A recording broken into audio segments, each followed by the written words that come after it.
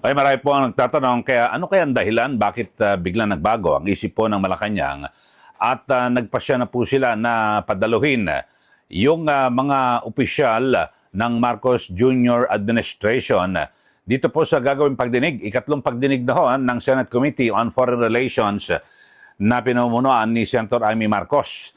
Kasi nung una ay nagbanta na ho ba, di ba? Nagbanta na ito pong si Senator Amy Marcos na ipapasabpina. At ibig sabihin nito ay talagang uobligahin na dumalo, sumipot sa Senate hearing yung mga opisyal na mabibigyan ng sabpina. At siyempre, kapag hindi po sila muling sumipot, ay mari silang i-contempt at pwede ho silang arestuhin at ipakulong. Di po ba? Pero yun nga ho, bakit ito nagbago? Siyempre, hindi ho maiwasan na may mga anggulo ho dyan na baka natakot ho ang Malacanang at magkahiyaan na kapag sila po ay iparesto. Kasi may karapatan po ang Senado na iparesto, di ba? Ang isang opisyal ng gobyerno kapag sila po ay nakontempt at hindi po sumipot sa pagdinig. So yan po ay kapangyarihan na hindi pa pwedeng talagang kahit na korte ho, hindi pwedeng manghimasok ho dyan. So yun ho, ang isa sa anggulo, o maaari naman na baka naman napakiusapan din at napaliwanagan ni Senate President Chis Escudero na wag na tayo humantong sa sa pisabina. Paatin nyo na yan at kung sino man yung covered o saklaw ng executive privilege, pwede naman yan at irerespeto yan ng Senado. Pero ang maganda ho rito, mga kababayan, sa listahang ito ay hindi po kasama.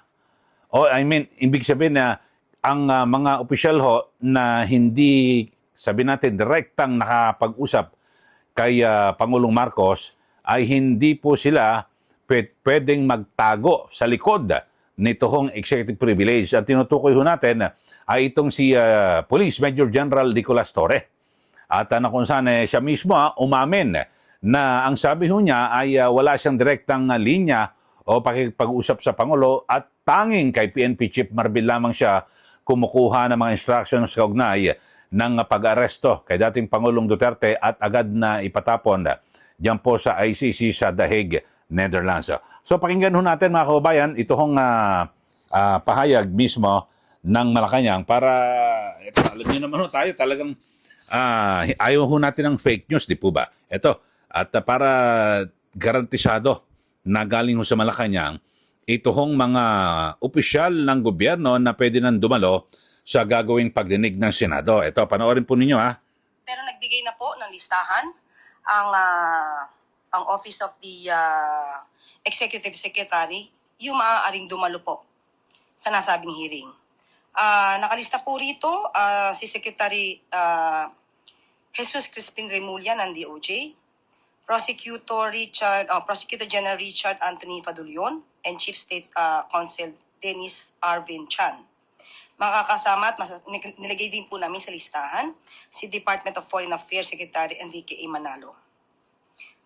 Philippine Center on Transnational Crime Executive Director Alcantara.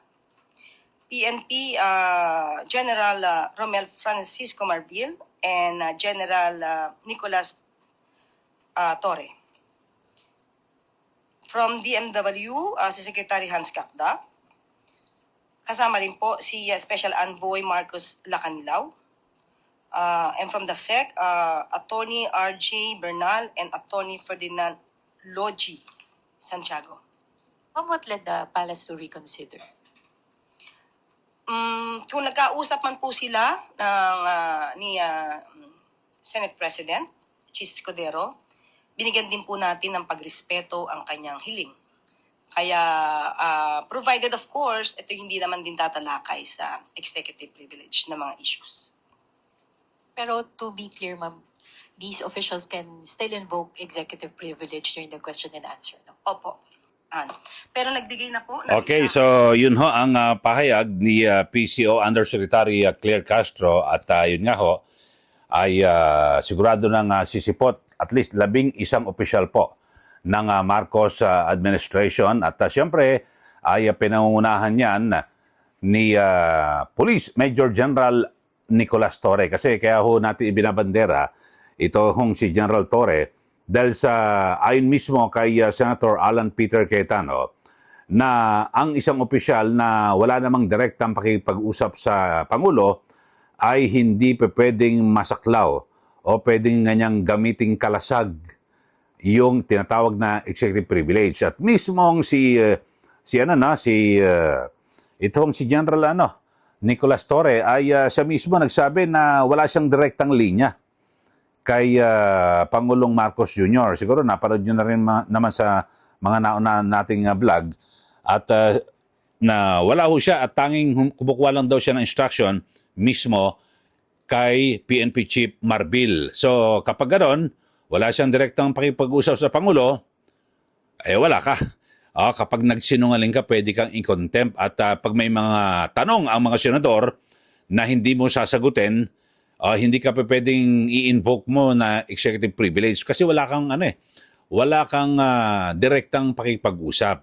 Kasi mismong itong si General Nicolas, ewan ko lang baka sana wag niyang baguhin para sigurado ho na hindi niya mabago at patuloy, ibigay ho natin yung ebidensya na siya mismo ang nagsabi na wala ho siyang direktang pakipag-usap kay Pangulong Marcos Jr.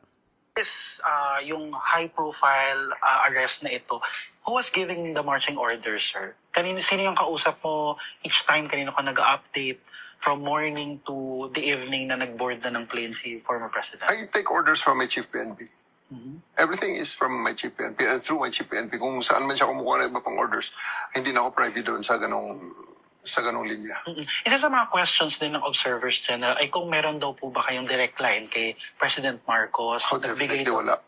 So lahat po ay through Yeah. PNP Chief Marbil po. Yeah. Okay, so maliwanag ho yan Binabanggit ho ni General Torre at siguro hindi naman nila pwedeng baguhin yan. Sa Senado, na kapag nakakaharap na sa Senado, biglang i-invoke niya yung executive privilege. Hindi ka naman pala, wala kang direktang linya kay Pangulong Marcos Jr. So, lahat ng mga sinabi niya, nang sasabihin niya, dapat niyang sagutin yung mga tanong po ng mga senador. So, maliwanag po yan. At ewan ko lang kung magbabago ho yan sa gagawing pagdinig mismo.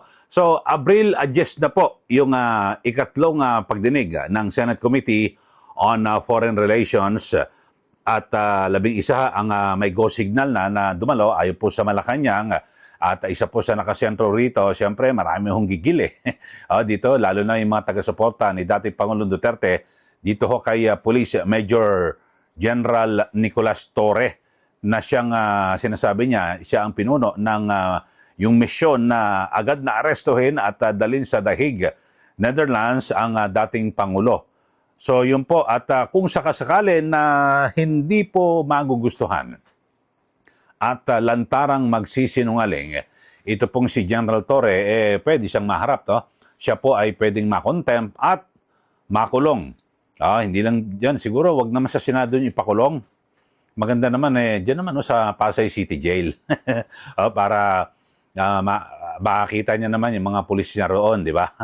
Alamin ho natin. Pero siyempre, yan lang naman ay kung magsisinungaling at kung hindi po magugustuhan, masisihan ang sagot sa mga tanong sa mga senador. Kasi alam niyo naman sa Senado, hindi naman basta-basta sila nagpapakontempt. Talagang kapag grabe na ang iyong pagsisinungaling, yun, pwede. Kasi sa mababang kapulungan, di ba, parang sinasabi, 2-5 doon, parang ang bilis, konting kibot, contempt. Yan po sa Senado, hindi naman, in fairness po sa mga senador. At kung talagang lantaran at grabe ho ang pagsisinungaling ng isang resource person dun, maaaring maharap po siya sa contempt at makulong.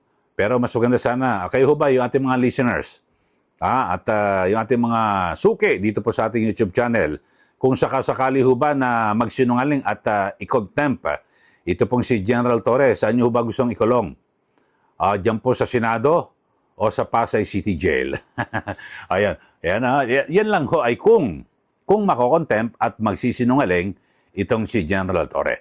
Okay, so abangan ho natin sa Abril Jess, ito hong ikatlong pagdinig ng Senate Committee on Foreign Relations na kung saan ay pinangunahan ni Senator Amy Marcos, dadalo po yung 11 at sa mga miyembro ng gabinete ay pangungunahan ni Justice Secretary Boying Rimulya at Foreign Affairs Secretary Enrique Manalo, ganyan din po ang DMWD Secretary Kakdak at iba pang opisyal na may kinalaman dito po sa pag-aresto at pagpapadala sa The Hague, Netherlands kay dating Pangulong Rodrigo Duterte. Oy, sa ating mga nanonood dito ho sa ating YouTube channel, baka nakakalimutan niyo po na mag-subscribe at syempre i-share at i-like para lagi po kayong updated dito po sa ating mga komentaryo at mga pagbabalita.